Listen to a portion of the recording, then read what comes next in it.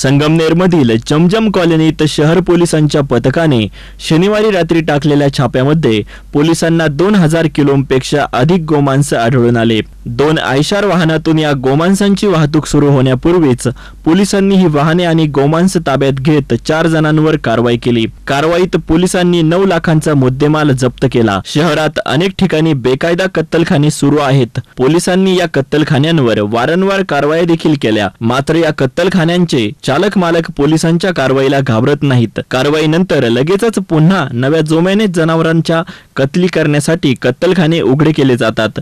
जमजम कॉलनीत 2 कत्तलखान्यांमधून 2 आयशारमधून मोठ्या प्रमाणात गोमांसांची वाहतूक होणार असल्याची माहिती जिल्हा पोलीस प्रमुख येशू सिंधू यांना मिळाली। त्यांच्या आदेशाने उपविभागीय पोलीस अधिकारी अशोक थोरात, शहर पोलीस निरीक्षक अभय परमार, अजय आठरे, शिवाजी बोडके, अमित महाजन या कर्मचाऱ्यांची मदत घेत रात्री 10:30 वाजण्याच्या सुमारास संबंधित ठिकाणी छापा टाकला।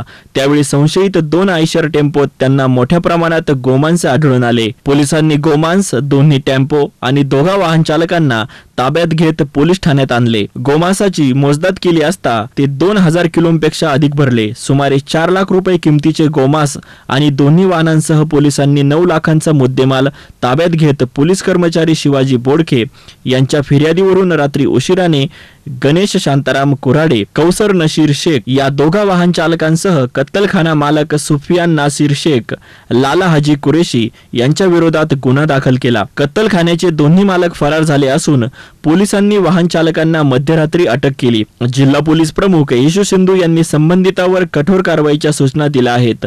गोवंश जनावरांच्या कत्तलीला बंदी असली तरी संगमनेर शहरात बेकायदेशीर कत्तलखाने सुरूच आहेत। जिल्हा पोलीस प्रमुख येशू सिंधू यांच्या आदेशानंतर पोलिसांना ही कारवाई करण्यास भाग पडले, त्यामुळे कत्तलखाने चालकांची धाबेदार आणली आहेत। News reporter Nitin Shelke, S9 media, Sangamner.